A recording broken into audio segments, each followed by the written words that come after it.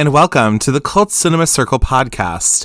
My name is Jesse, and I'll be your host. So on today's episode, we're going to head over to the Croaker Queen Pageant to go cheer on our best friend while she tries to win this beauty pageant. We're also going to head over to the Shivers department store to go look at some cool deals. And then also, I guess we're going to run away from like a crazed killer with a hook in a slicker. But anyway, besides all of that, though, today we're going to be covering the one, the only, 1997's I Know What You Did Last Summer.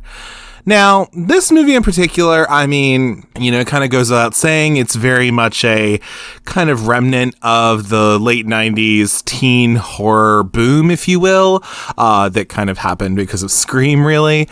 Although, I will say that this was just one way that Kevin Williamson was able to, also have his foothold in there. Some people have said that, he had done something with I Know What You Did Last Summer before Scream happened. But that's not actually the case. But he actually had done Killing Mrs. Tingle. He had written that before Scream, but then that got shelved pretty much. And then once he wrote Scream and that kind of became a sleeper hit, Killing Mrs. Tingle then turned into Teaching Mrs. Tingle. But then also this movie, fell into his lap as well. But I think they were already kind of like, the production company was already wanting to make this movie. The studio was already wanted to make it. So it just so happened that Kevin Williamson was the right guy for the job, I guess. But anyway, though, my history with this is that I definitely probably saw it when I was, probably a kid or a preteen, if you will. I kind of remember the book a little bit. And we'll talk about that as well. But I remember the book being a thing, but I remember the movie before I remember the book, though. But of course, I definitely watched it. Why wouldn't I? And I will say that even for whatever flaws there are in this, and there are a couple, but overall, I do tend to like this movie. I think I literally gave it a 4 or a 4.5 on Letterboxd, because I don't know, if you want a fun kind of melodrama, teen horror movie, it's a good time, and then of course the cast in it's really good, and yeah, just everything in it is just really over the top in a way, but in the best way to me. I feel as we normally do on the show, we're going to head into learning about some figures of the movie, learning about the production history, all that kind of fun stuff. And then we'll also move into a breakdown of the plot and all that. But without further ado, let's get on to those figures. So I Know What You Did Last Summer was released October 17th, 1997, and was directed by Jim Gillespie, written by Kevin Williamson, and produced by Neil H. Moritz, Eric Feig, and Stokely Chaffin. We're looking at an estimated budget of $17 million and a gross U.S. and Canada box office of $72,586,134, and then a gross worldwide box office of $125,586,134. We're looking at a Rotten Tomatoes score of 45% on the tomato meter and a 41% audience score. We're looking at an IMDb score of 5.8 out of 10 and a Letterboxd score of 2.9 out of 5. For our cast of characters, we have Jennifer Love Hewitt as Julie James, Sarah Michelle Gellar as Helen Shivers, Ryan Phillippe as Barry Cox, Freddie Prinze Jr. as Ray Bronson, Bridget Wilson as Elsa Shivers, Anne Heche as Melissa Missy Egan, Muse Watson as Ben Willis / The Fisherman, Johnny Galecki as Matt Nurick, and then Stuart Greer as Officer. Some critical response quotes about I Know What You Did Last Summer are as follows. We have James Crute from stuff.co.NZ in New Zealand, who states, "This really does feel like it's missing something, perhaps the result of being rushed out after the renewed interest in horror post-Scream." We then have Rosalind Bentley from the Minneapolis Star-Tribune, who states, "Even though the murders are gruesome, the film is not scary, nor is it clever. We've seen this many times before, but with different titles and different stars." And then we also have the Irish Statheim staff, who also states, "Essentially, there's too much wandering around in search of the truth, and not enough he's behind you stuff to keep the plot engine ticking. And the ending is a throwaway letdown." Of a plot summary about I Know What You Did Last Summer, I wanted to just go over some basic production history of the movie and just, talk a little bit about that. Now, as I stated earlier, this is based off of a book from 1973 by Lois Duncan, and then it's really more of kind of a young adult book, I guess, really. So I'm going to go into a little bit about what that plot summary is, and then we'll get into how the movie came to be. So the plot summary of I Know What You Did Last Summer, the book, is high school senior Julie James receives a note in the mail that reads, I know what you did last summer. The previous summer, Julie, her then boyfriend Ray Bronson, Ray's best friend Barry Cox, and Barry's girlfriend and Julie's best friend Helen Rivers were driving home after partying in the mountains. They accidentally run over and kill a young bicycling boy named David Gregg. After Ray anonymously calls an ambulance for David, the four make a pact never to tell anyone about their involvement in the incident. Julie and Ray subsequently drift apart from one another, and Ray moves to California for work. Out of guilt, Julie anonymously sends yellow flowers to David's funeral, pretty much. After receiving the note, Julie visits Helen at her apartment, and Barry is invited over, and he reassures the girls that it is just a prank and that anyone who knew about their involvement would go to the police instead of leaving notes. Ray returns home after a year away in California and tries to get back together with Julie. However, she is not interested, and he learns that she is dating Bud, who recently served in the military. And so the next day, Helen is tanning at her apartment complex when she meets Collingsworth, Collie Wilson, who moved into one of their apartments the day before. And after this encounter, Helen finds a magazine cutout of a boy riding a bicycle taped to her door. And Ray also receives a newspaper clipping in the mail about David Gregg that same day. So on Memorial Day, Barry gets a call from somebody offering to sell a picture the caller says shows a car hitting David's bicycle. They agree to meet on the athletic field, and when Barry gets there, he is shot in the stomach by an unknown person. The bullet becomes lodged in his spine and threatens to paralyze him. Julie and Ray meet to discuss the shooting and decide to visit the house of David's parents to see if they could have been involved. So at the Greggs, Ray and Julie use the excuse of car trouble, and Megan, David's sister, lets them in. So Ray goes into the hallway and pretends to make a call while Julie talks to Megan, and she tells Julie that their mother had had a nervous breakdown following David's death and was sent to a hospital in Lunas, and that their father moved there to be close to her. And so when Ray and Julie leave, Julie tells Ray what she found out. So Ray sneaks into the hospital to visit Barry, and Barry lies about the shooting and tells him that someone was actually trying to rob him, and Ray passes this information along to Helen. So when Barry finds out that he will be able to walk, he calls Helen because he wants to confess that the caller was the person who shot him and that she's in danger. So Helen's out and she misses the call, and she is surprised to see Collie when she returns to her apartment. Collie says that he is David's older brother and that he shot Barry as revenge for his involvement in the accident. So he explains that he found out who had run him down by questioning the saleswoman to whom Julie had brought the yellow roses to. And he determined Helen was involved in a hit and run when Julie went to Helen's apartment after Julie received the note. So Helen realizes that Collie plans to kill her, and she locks herself in a bathroom. So after Collie tries to take down the door off its hinges, she breaks the bathroom window and manages to escape. And so that evening, Julie is preparing for her date with Bud. However, her mother has an ominous premonition, because apparently she's psychic, and asks Julie to stay home, to which she agrees. And so when Bud arrives, he convinces her to walk back with him to his car so that they can have a talk. And at his car, Bud tells her that his younger brother David had given him the name Bud because he could not pronounce Collingsworth. And so he reveals that he knows Julie was involved in the hit and run and tries to strangle her. So then Ray, who receives a call from Barry warning that they're in danger, appears and he beats Collingsworth unconscious with a flashlight. And so the police arrive after being sent by Helen to Julie's house. And so Julie and Ray agree that it's time to confess what they did last summer. And so actually, funny enough, so that's the plot summary of the book. And so the book itself was published in October of 1973. And Duncan had gotten the idea from the book while she was making dinner. And her daughter, Carrie, was having a conversation with a friend in the kitchen. So her daughter was talking to her friend about a boy that interested her, and that her friend was considering what to wear on their upcoming date. And so the two eventually found out that they were talking about the same boy. And so Lois Duncan began to wonder what would happen if the boy had deliberately implanted himself in the lives of two girls he knew were friends. which of course happens in this book. And if he built them up a different personality to present to each one of them. So Duncan later read a story about a hit and run in the newspaper, which she then incorporated into the novel as well. So there's that. So that's the basic idea of how the book came to be. And it's, you know, kind of one of those like young adult, like middle school novels that you can read or whatever.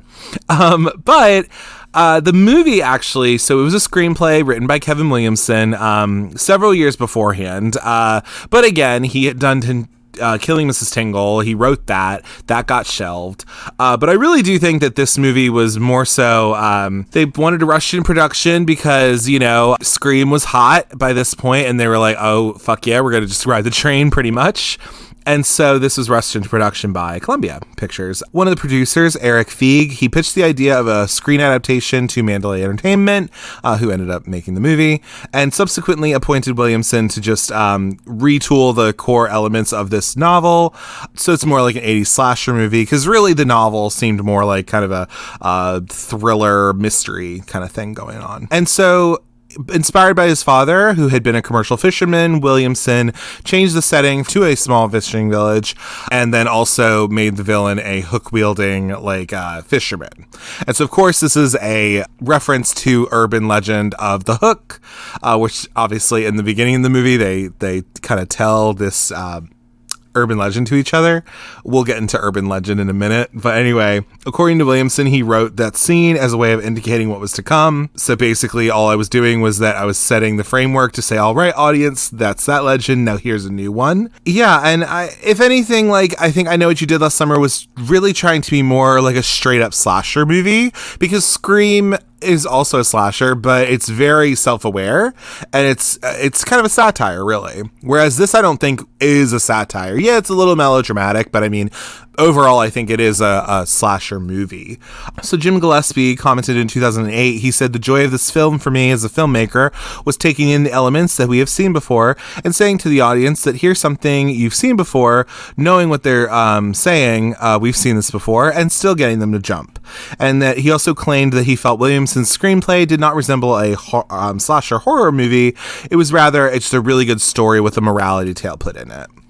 So, yeah, and then what I will say, so I mean, with the director of the film, so if you listen to my Urban Legend episode from a couple moons ago, it was not great audio, but anyway, whatever. But I talk a little bit about it in there, but this movie in particular, so this story, this script, ended up getting into the hands of a gentleman by the name of Jamie Blanks, actually, who was the guy who directed Urban Legend. He got a hold of the script. He actually really loved it. And he was like, oh my God, I really want this. But I'm like in Australia. What should I do to try to set myself apart? So he literally he got some film from a job he was working. And he was able to just use that to be able to you go out and shoot a concept trailer pretty much. So literally taking parts of the script and bringing it to life. And all of this also all being done literally in the middle of Australia. But anyway, so yeah, he did this though to set himself apart. And he sent this concept trailer to a friend of his literary agent named Simon in LA. And literary agent loved it. They then showed, they ended up showing it to Neil Moritz, who was the guy who produced this movie, but would also subsequently go and do Urban Legend. And even Neil Moritz was like, oh my God, this is a really good trailer.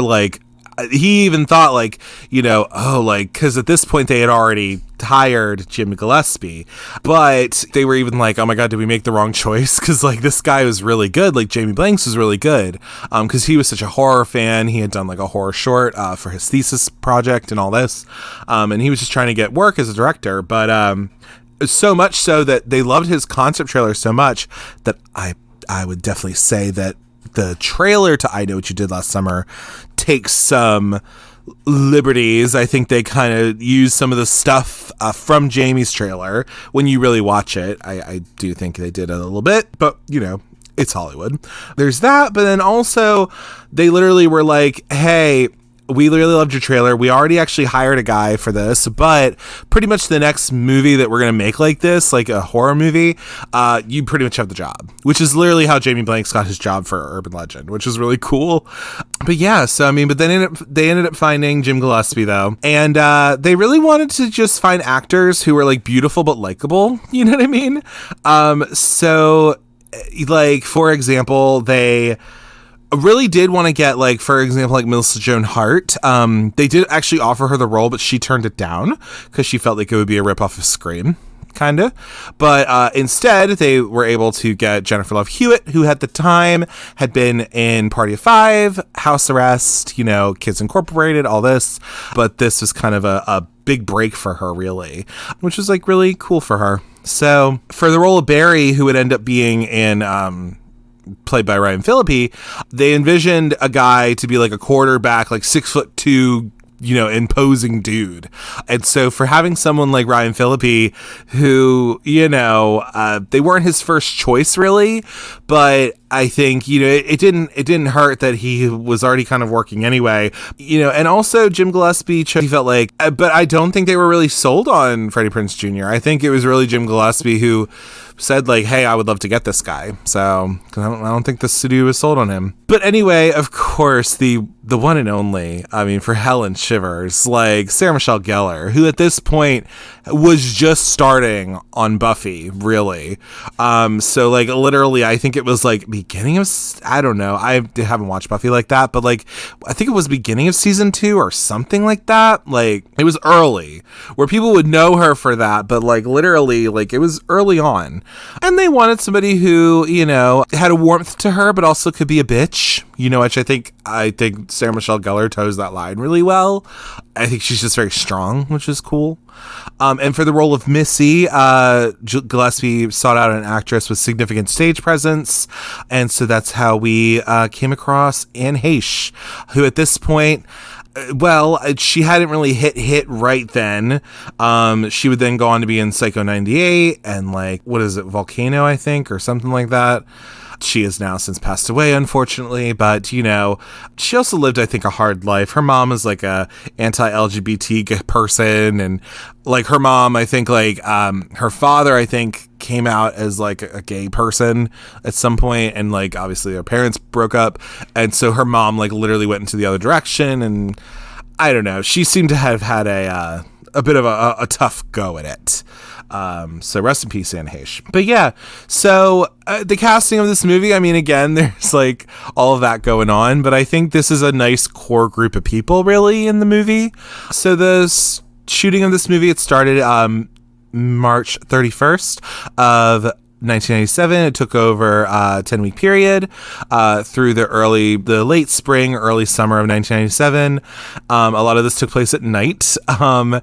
And so some of it took place, I mean, so some of this, it was kind of a dual location. So some of it was done in California. So the beginnings of the movie, that's in California for sure. So like where they're driving and stuff like that, that is literally all there pretty much.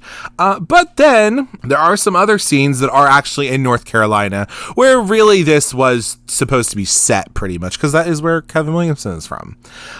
So for example, like I would say probably like where the beauty pageant is, the old yacht basin, the Southport Fish Company. So a lot of those town little scenes, probably where the Shivers department store was actually in Southport, North Carolina. So like a lot of them did actually go there. So yeah, kind of fun, and it's cool that they could do that. So yeah, they did kind of have this like it was this kind of dual thing going on really. But yeah, so it was kind of there, and I also, in a funny way too, I don't know how close, because I'm not from the Carolinas, so I don't know.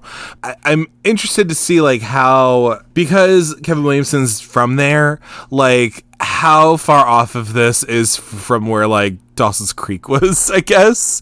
I'm not looking it up right now. Somebody can tell me if you want, because if you don't already know, Dawson's Creek was supposed to be set in New England, like Massachusetts or something like that, but it's very clearly North Carolina. I think it is North Carolina actually. But anyway, so all right, the movie's made, all that kind of stuff. Ooh, we can also talk about this too. Ooh, so I think a fun one too is Well, we'll get into it. But so post-production of this movie, so Jim Gillespie chose to virtually film no on-screen blood, as he didn't want this to be an overly gratuitous, like, violent film or anything. So, like, you know, even when they kill the sister Elsa, like, again, it's very much like a lot of this is just like if anything, they just didn't want a whole lot of blood in it, you know. And also, but I will say though, is that happened, and then when they did some test screenings of the movie, people were like, what is going on? Why is there no blood in this? So they did decide to put a death in a little bit earlier, which is why they had the scene with Max, played by Johnny Galecki. They put it in there to do that. So that character actually was not going to be killed initially. But they were like, no, we got to add a death in there, so let's kill this guy. But yeah, and then also a little fun thing too is that the original ending of the movie featured a sequence in which Julie receives an email reading I Know What You Did, or I Still Know. And that was scrapped for a more dramatic ending than what we get in the film. And actually that was literally done in the soundstage right next to where she was doing Party 5 at, which is kind of fun. But anyway, so yeah, this movie comes out. I think it really does hit big, and it kind of, if anything, it's that other movie other than Scream that I think really did very well, enough where they did make a second one, which is I Still Know What You Did Last Summer, with our girl Jennifer Love Hewitt, but also Brandy, Jack Black, and those fucking dreads. Ooh. God, you know, all these different people in it. So Jeffrey Combs is there, like, you know, whatever.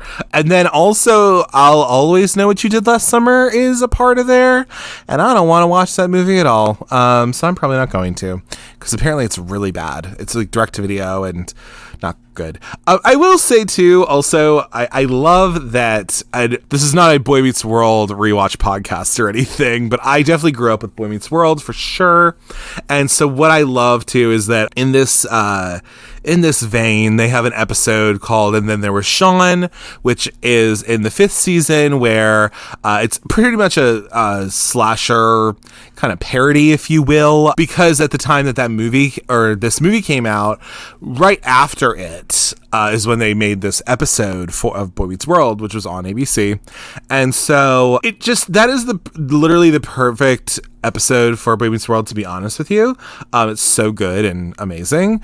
And the reason it works is because I will argue this, and I can't wait till Pod Meets World talks about it in 40 years from now. But anyway, I think that is like a really good episode of that show, and it's deemed as like one of the best. And the reason it is because it is such a perfect amalgamation of, and parody of, slasher films at that time. It's not a Halloween episode for people who don't already know. I think some people think it is, but it actually was literally released in like January or February or something when it first came out, but they use it as a Halloween episode. But anyway, I will say that here and now, I think it works so well because they included Jennifer Love Hewitt in it. And it just so happened that she was actually dating Will Friedle at the time, who was Eric Matthews. So he probably called in a favor to be like, hey, will you be on this? So it just so happened your girlfriend was in like a big horror movie, because the only other thing that could have made it work is if it was Neve Campbell. I mean, really, like, honestly. But I don't know if Neve Campbell would have really done that, to be honest, so whatever. But it works so well because she, like, is also in on the joke, and I think she's having fun with it. Like, she's Jennifer Love Pfefferman in the show. Like, she screams, and, like, Angela, is also supposed to be the Scream Queen, and she, like, so, like, they have, like, a little, like, so she screams, and then, like, Angela screams, and she's like, I didn't know. She's like, yes, girl, I'm the screamer around here. It's so good. If you haven't already watched that episode, please do so. It's so goddamn good. But again, that is also kind of where we get, like, the parody of it all and poking fun at it. Obviously, Scary Movie does that. Again, because this movie, I also think, has a level of melodrama to it, because it's just so, like, over the top a little bit, and just, my gay man, so, like, for me, it's like, oh God, I don't know. There is that level of, there's not camp, but it's just like this level of melodrama, I think. Also, Lois Duncan was not a fan of this movie at all. She fucking hated it. I mean, I kind of maybe can understand, because it was literally something where she didn't want this, obviously. I think also she was just going through some things at the time as well. Her daughter had actually been murdered, and so she actually wrote a book on that, funny enough. But it's just like these things where it is like, I think this movie is so a fun little teen horror movie that is a perfect watch for like 4th of July, because it takes place around the 4th of July.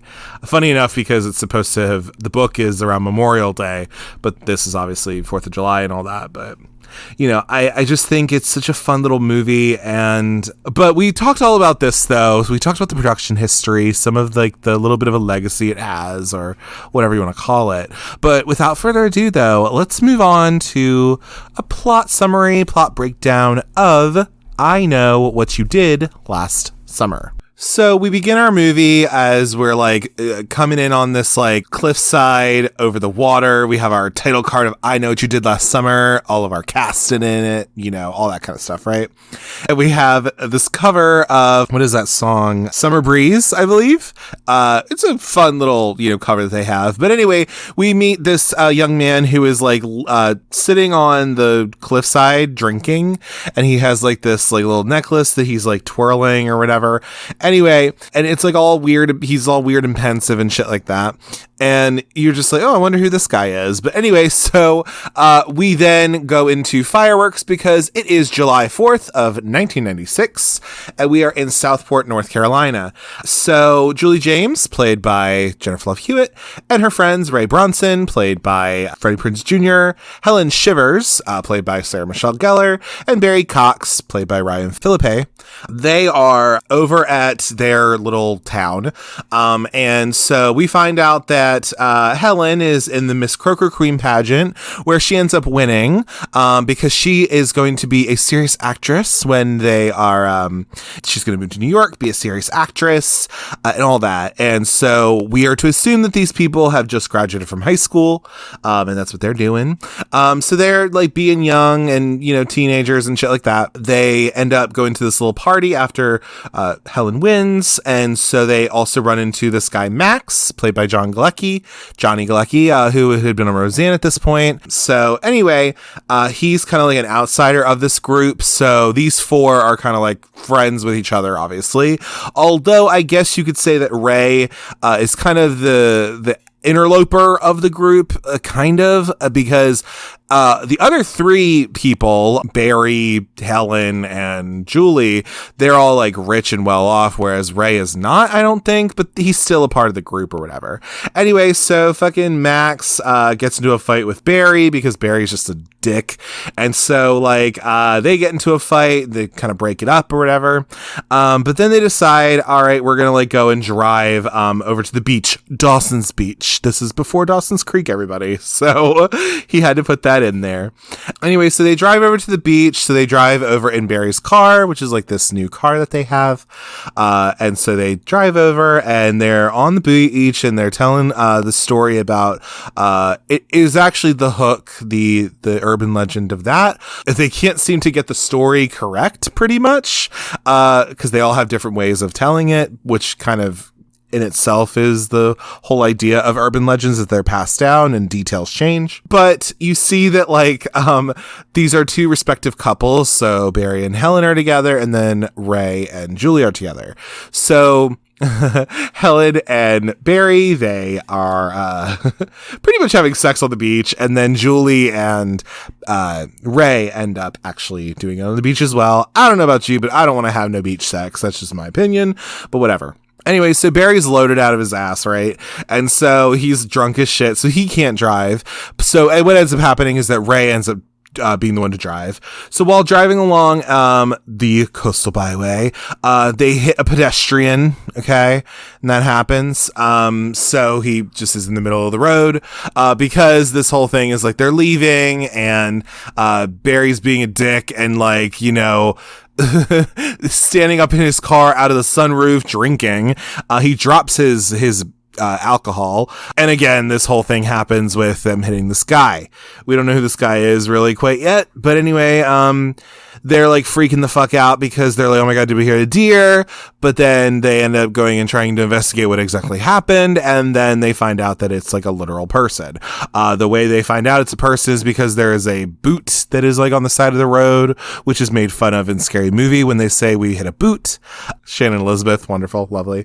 But anyway, so Max from earlier, who's a friend of Julie's, I guess, passes by them on the road, being like, oh, hey, do you have car trouble? And then they have to make up something where they pretty much say like, oh no, Barry's like, just, he's throwing up. He got really drunk. We want to try and keep the vomit out of the car. So like, that's what we're doing.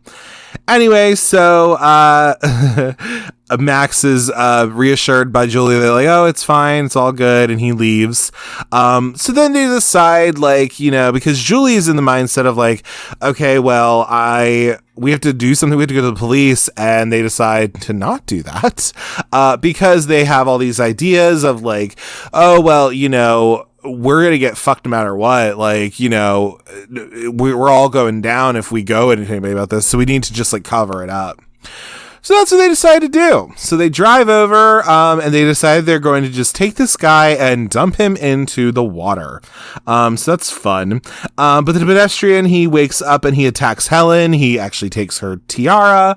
So he falls in the water and Barry ends up going after. He dives under the water to get his girlfriend's crown for her.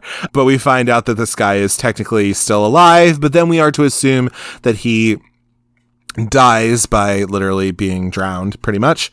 And so this whole scene happens and then they decide to swear to never discuss what has happened. Barry is just really extra and being fucking a dick to everybody, but they all decide like, oh, hey, like we're not going to say anything about this. Okay, fine. So we start right out of the gate, right? So then a year later in 1997, Julie is coming home from college in Boston. She's coming home from the summer. I have no idea how her friend, the like literal one person of color in this movie, like literally, because she goes to school in Boston, I think. And so her friend like literally drives her back home. And I don't know about you, I live on the East Coast. I've been to Boston, and fucking Boston to North Carolina, they better have some good tunes, bitch. I don't know if you... That's hours. That's so many hours. But anyway, so Julie comes back home. We find out that her father has passed away and the mom is just pretty much raising her on her own. But we see that Julie is just like really going through it. She doesn't look good, like her hair's kind of greasy and like she's like dark circles under her eyes. Like she's made to look like a piece of shit pretty much. She comes home and her mom's like, "Are you on drugs?" She's like, "No, Mom, I'm not on drugs." Like, "No, you don't have to worry about that." Anyway, so, but the friends have all kind of gone their separate ways. So Julie, for example, receives a letter, that is addressed that says, "I know what you did last summer." But yeah, so like her and Barry don't talk, obviously, because he was a complete dick to her. Her and Ray ended up kind of going their separate ways. And then her and Helen also, too, because again, Helen is becoming a, famous actress in New York.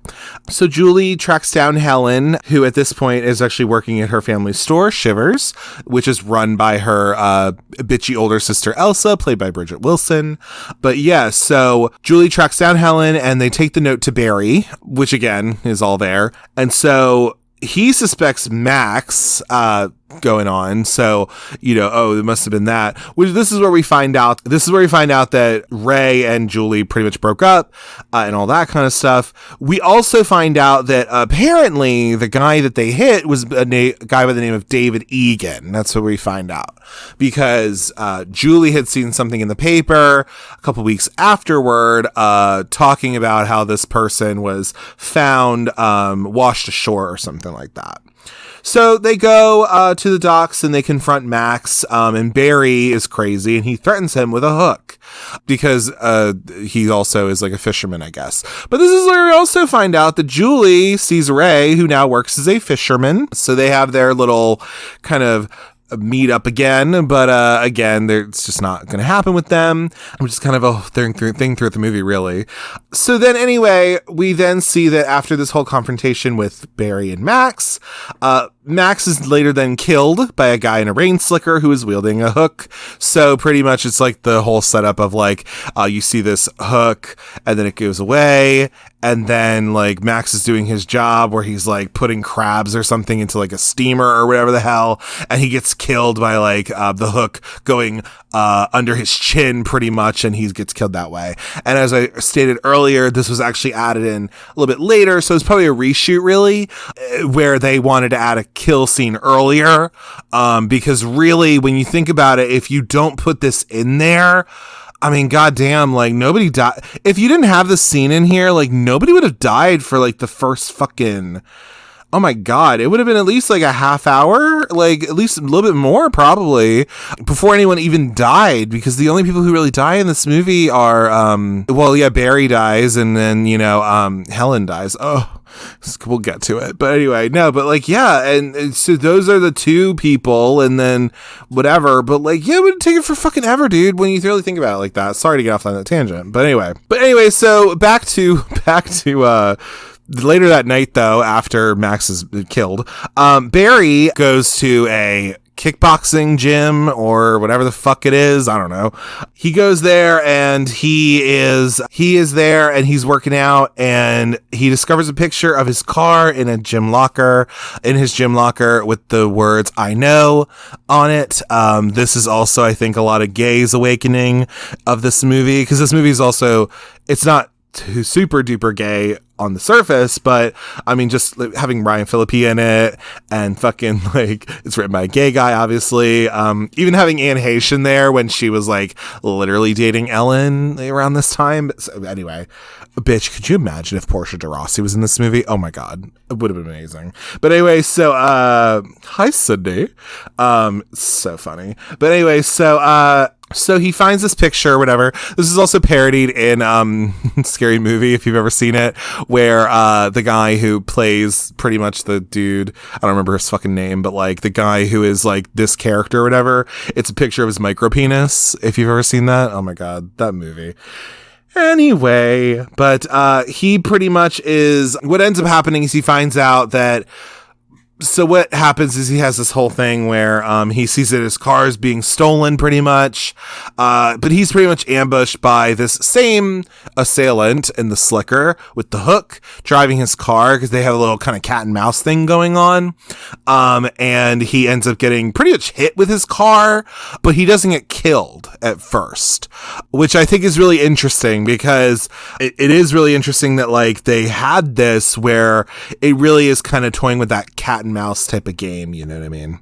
We end up seeing that, you know, they go to the hospital. I think it's Julie and Ray and Helen all end up there and they're talking to each other.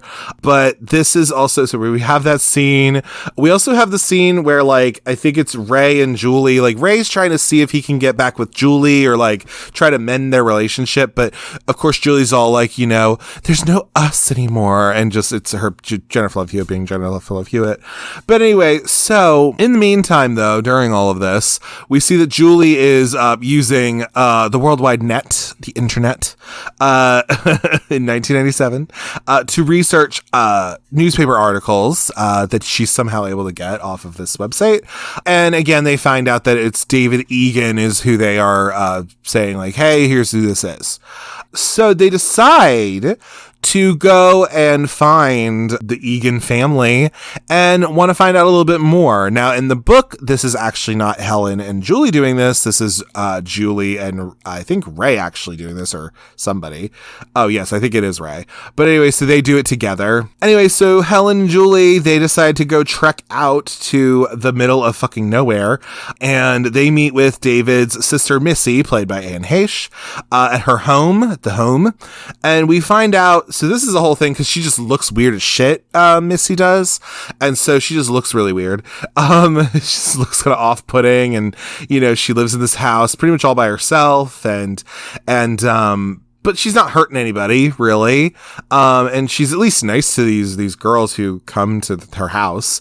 But pretty much we find, and then of course, like they make up this thing of car trouble. They say, oh, can we use your phone? Blah, blah, blah. And they give themselves, I think it's funny because they're talking about, very much in Kevin Williamson speak, but like, they're talking about how, well, do we have a plan? Like, Helen's like, do we have a plan? Angela Lansbury always had a plan. And then also they talk about like, when they're walking up to the house, says something about like, Jodie Foster did this and she was like met with like a serial killer. Cause they're like thinking, oh my God, like what the hell. Right. But I do like how they're, literal names for each other, because they can't call each other Julie and Helen. They go by like these little pseudonyms. And I love how the one, for, I like how, I think it's Jodie is Julie and then Helen is Angela, which is just really funny and silly. I like that. But anyway, so Missy then explains to them because they're trying to like find some stuff out. They're like, you seem really familiar. Like, oh, we're from Southport. And then Missy's all like, oh, I went to Southport High. But, oh, I thought you looked familiar. What year were you? And she's like, oh, I was class of 88 or 89. But like, I had a younger brother. And he was class of 92, but he's dead now. And then pretty much that she tells them like, her family was devastated by David's death when this all happened. And that a friend of, his named Billy Blue visited her, to pay his respects pretty much. So we find out all this kind of stuff, and again, they're just trying to like find out this information, and they're trying to get it. So it's just like really weird, but they're like, all right, well, thank you, Missy. It's been great. We're just gonna go back to our car now and I guess wait for AAA. So they get back in the car, and they're like talking to one another and they're just like, Helen and Julie, they're all like, I couldn't do it. Like, I just couldn't stay there because like when it came to being in his house with like his sister, finding out that the mom like was pretty much put into like a home because like she had a nervous breakdown, like it's a whole thing. So like, and then of course you have the jump scare in it because Missy is like giving Helen her cigarettes back, and so like of course like it's like this like famous jump scare. She's like, and of course they're all like, what did they say? It was like they're like, oh yeah, I guess the car just started right up. She's like, funny that, huh? Because again, Missy is supposed to be a red herring, but was she really though? I mean, when you really think about it, but whatever. Okay. Anyway, so Julie drops Helen back off at her house. They have their little moment of like, what happened to us? We used to be each other's friends and we used to be best friends, and now it just feels like blah blah blah, whatever, all that kind of stuff. But again, they have drifted apart, and this is bringing them back together in not the best of ways, but things happen, y'all. Anyway, so Helen goes back to her house. This is where we see Helen. We see that she pretty much has an absentee father who just watches like baseball, and like she goes, and I love how she goes to the kitchen. She gets a Diet Coke. She pours the Diet Coke, kind of like wine or something, and she just like drinks it from a glass. And it's just like so vexed. She's so vexed and so like stressed that she needs to get a Diet Coke. You know what I mean? I love it. She's fucking everything. But anyway, so we see that, we also see though that Helen, the killer, comes into Helen's house and literally sneaks up into her room where I think it hides in the closet. But so she goes up to her room. She's unbeknownst to her, there's a literal killer in the house. And so, of course, like, her and her sister, who are not on good terms, they have this whole conversation. They're having this whole conversation about, like, oh, hey, I need you at the store by 10. And she's like, oh, I can't go tomorrow. Like, I'm not gonna be able to do that because I'm gonna be in I'm in the parade. I have to go to the pageant tomorrow because, like, I won last year. So, like, I have to be the one to give it up. So I'm gonna be in the parade and then I have to go to the pageant. So I'm not gonna be able to work. And then this just shows how much of a bitch Elsa is and all that kind of stuff. But yeah, anyway, so we have their little moment, and Elsa's just to be seen like, that she is this bitchy character and all of that. She doesn't have much to go off of, really. She just like kind of talks down to her sister. She thinks it's pathetic that her sister just is so into her looks and so vapid, if you will. So I'm like, okay, girl. But we're also somehow supposed to believe that Bridget Wilson is like somehow supposed to be ugly or whatever, I'm just like, okay, yeah, throw her in a ponytail and a fucking, yeah, do the Rachel Lee Cook of it all, you know what I mean? And just like throw her in glasses and a ponytail and suddenly she's ugly. But okay, whatever. Anyway, back to the killer. So the killer, in the middle of the night, I guess, cuts off Helen's hair and writes soon in lipstick on her mirror, which she finds the next morning, and she just like takes her fist and like breaks the mirror, as you do. Anyway, so the next morning, this is the morning of whatever the fuck, I guess 4th of July or something. Yeah, I guess it is 4th of July. But anyway, so like the next morning, Julie is on her way out, and she ends up finding Max's corpse in the trunk of her car, wearing Barry's stolen jacket, which got stolen earlier, and is covered in crabs. And so she calls the others, you know, of course, like Helen's in her hat because she's having a bad hair day.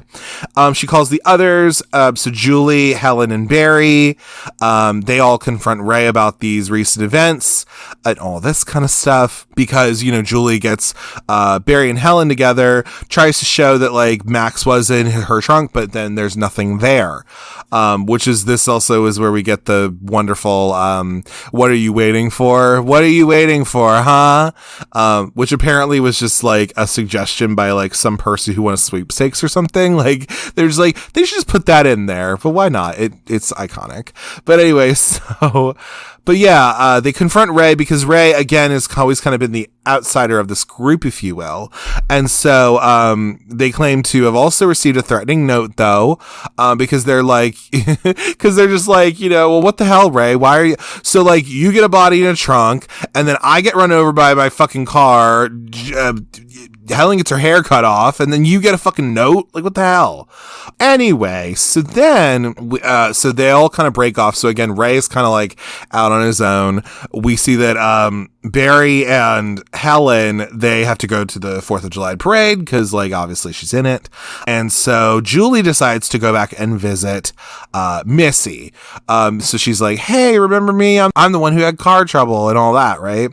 And so Missy, though, because like Julie goes around to her backyard and like finds that she's there, like, I don't know, killing turkeys or something, like literally. During their exchange, if you will, Missy reveals that David really actually died of suicide, out of guilt, for the death of his girlfriend, Susie Willis, in a car accident. And she shows David's suicide note to Julie, which is like, you know, pretty much saying like, I know what you did last summer, or I'll always know what you did, or whatever. And so what they notice, though, is Julie notices that the writing matches the note that she received.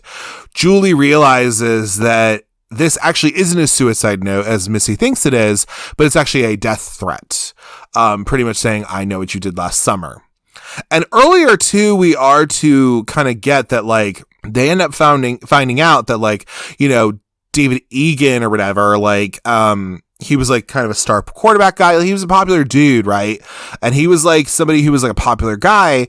But then this happened, and so that happened, like he was found dead or whatever, right? But then before that, right around that same place, like there was this pretty much like this accident that happened with his girlfriend, Susie Willis. So that's when they find out, like, Julie is like, because Julie even tries to say, like, you know, this isn't a suicide note, this is like a warning. And then of course, like, Missy doesn't want to hear it, so she's like, get out of my house, go away, da-da-da-da. So it's like, okay, got it. So meanwhile, while this is all happening, and Julie is just trying to get herself together at the Croaker Queen Pageant, so you see, you know, these quote-unquote young hopefuls, although the one really just looks like she's, like, old as hell, but okay. We see that Helen witnesses Barry being murdered in the balcony because she's sitting up on stage, and this lady is singing Fame, but she sees that the fisherman comes up from behind and kills Barry pretty much. So she rushes upstairs with a police officer, but finds no sign of the killer or Barry, because she is just like going crazy. And like, you know, she is like, yeah, she's fucking scared as shit. So the police officer, though, is escorting Helen home because he's just like, all right, girl, like, you know, we got to go home now. let's take you home. So when he's on the move to like, and Helen's not having any of it, but like the killer lures that guy into an alley by pretending like his car is like out of service or something, and the guy is going to go help him. So the killer ends up killing this police officer, which leaves Helen in the back of the police car. So she, and obviously she sees that he is coming after her now. And this is our iconic beginning to this beautiful chase scene. It's so good. But Helen runs to her family's store where her sister Elsa is up closing for the night. And so this is where we have the line of like, you know, Helen comes up to her and she's like banging on the door. She's like, Elsa, Jesus Christ, open the door, hurry, you know?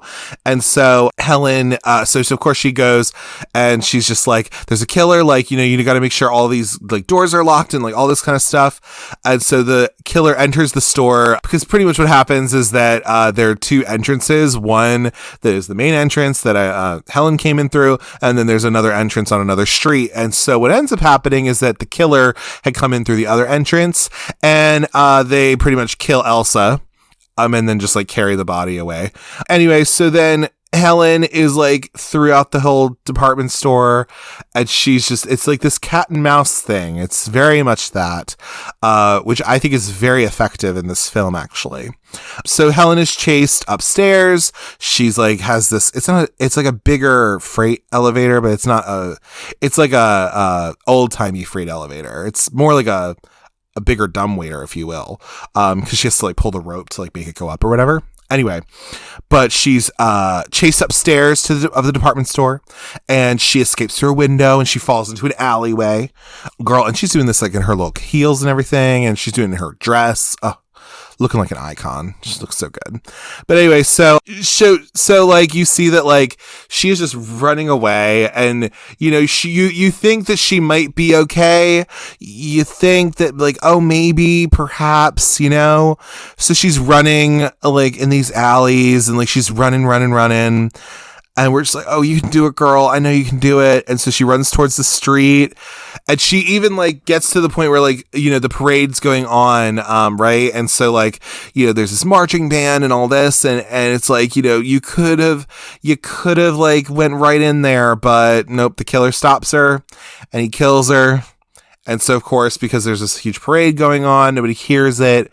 And so our girl Helen dies, and it is the worst thing in the world, because I'm going to say I know it's like however long into this podcast now, but I will say here and now that Julie James, and I'm not rewriting the book on it or anything, but like Julie James is not exactly the best final girl, really, when it comes to final girls. And I goddamn wish that it was Helen Shivers. Oh my God, it would have been great. But that's no slight to Jennifer Love Hewitt. She's not a horrible person or anything. I just would have loved if Helen was the final girl. And I know every other gay guy says that too, but I don't give a shit. It's because it's true. Anyway, whatever. So, we're going to move past this now. We'll go back to Julie now. Anyway, so Julie, she finds an article who mentions, Susie's father, Ben Willis, and she realizes that actually what had happened was that Ben was actually the man that they ran over moments after he had killed David to avenge his daughter. So she realizes that like, oh, hey, this guy actually is the one we ran over. And so we were to assume that, yeah, he did go and kill. Because then that kind of comes back from the beginning. So, like, yeah, David Egan is the guy who we saw in the beginning. So he was just there, and he probably literally just, I guess, was just got into a fight with Ben Willis. And I'm assuming either was, I don't know what they did to, I don't know what he did to him, actually. He either just like threw him off the cliff or he like killed him and then just dumped his body, I guess. I don't fucking know. But anyway, so she goes to the docks though to tell Ray about this because Ray is living on his boat. Very pacey witter of him.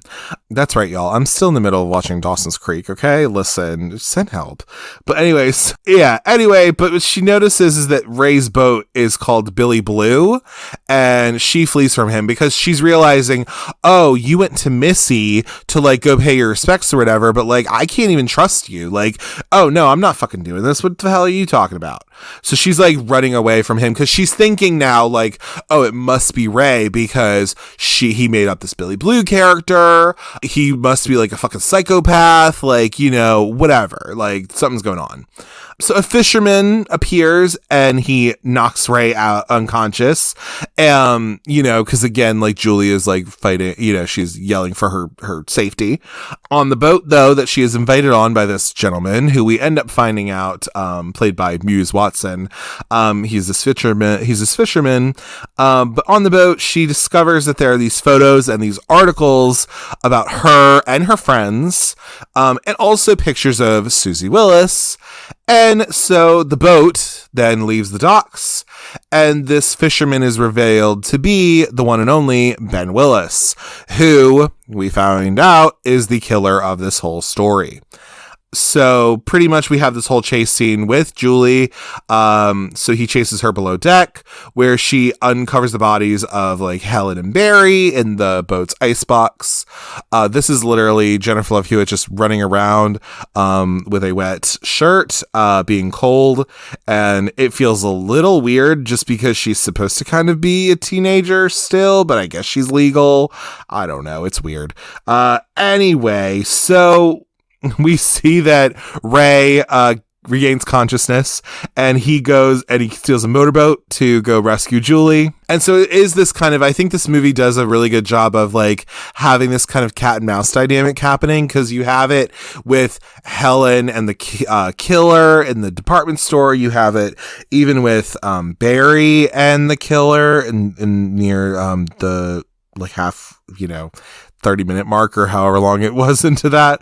And in this too, I think like it also had that where like you have this really nice like thing of, obviously like Ben Willis is like going after Julie, but like it is this really interesting like kind of cat and mouse thing. I think this movie does a really good job of that. But anyway, so pretty much like, Julie's like screaming her head off and like Ray aboards the boat. He does get, I think what happens is that he does get thrown off the boat again though. And then he comes back on the boat. But ultimately, Ray uses the rigging of the boat to actually sever Ben's hand and actually sends him overboard. Because again, you have a lot of this stuff of like, she's really just being chased after. Julie's just being chased after by Ben. So yeah, I mean, but at the end of it, they end up using the boat to be able to throw Ben overboard and then ultimately killing him, I guess, and severing his hand, which also ties back to the whole hook thing. Anyway, so then they're able to, I guess somebody had to go drive that boat back to the dock though, because it's just in the middle of nowhere. And also, what happened to that little motorboat? I also kind of wonder about that too, but anyway, okay, whatever. So when they're back on land and they realize what, they've called the police and they have decided to, the police are like wondering what's gone on and like, oh, this guy like, must have just gone on after you guys. So Julie and Ray, when they're questioned by the police, they deny knowing why Ben even attempted to kill them, but are relieved to not have actually killed anybody, and they actually reconcile, which is interesting because obviously the ending of the book, as I mentioned earlier, they decide at the end of this to, turn themselves in and say like, here's what happened last summer. But obviously in this movie, they decided not to do that. But it's nice that they end up, reconciling and they're together again. Lovely. Anyway, so we go a year later in 1998, and Julie is back in college in Boston, and as she enters the shower, which I don't know about you, I went to a private college, and I had like a suite where I shared a bathroom with 3 other gentlemen. It was weird. But anyway, and I have been to, when I was in high school, I went to the University of Maryland College Park for something, and I stayed in the dorms there. And I remember those dorm bathroom and showers, and bitch, they were nothing. So I don't know what kind of college she's going to where she has these nice ass showers and shit. I was like, what? Anyway, she notices she gets a note, and she's thinking like, oh no, the note. Oh no. But what ends up happening is that the note is actually just like a flyer for a party or something. But she notices as she enters the shower though, she notices the words, "I still know," written in the steam of the shower door. And then moments later, a dark figure crashes through it as Julie screams. And then that's the end of our movie. So then that is the end of I Know What You Did Last Summer. That this movie, I Know What You Did Last Summer, I really feel like it is such a nice little teen horror classic, you know? I mean, it obviously rode the wave that Scream kind of started, you know, and all that. And of course, like, you know, you have this, Urban Legend, different movies like that as well, you know, that are kind of a similar vein, if you will. But I think this one is definitely one where people compare it to Scream and they're like, you know, oh, hey, like this is also good on its surface as well, you know, and I mean, honestly, too, I mean, like, you know, you have, like, Freddie Prinze Jr. and Sarah Michelle Gellar getting together years later, and they don't even say anything in this fucking movie to each other, really, which is interesting. You have that, and, you know, it's just, like, you know, this was definitely a chance for these people to have, like, a big break, if you will. A lot of these folks, again, like, you know, Sarah Michelle Gellar had just started on Buffy like a year before or something, like, you know, that was starting, and Jennifer Love Hewitt, you know, this kind of like catapulted her too.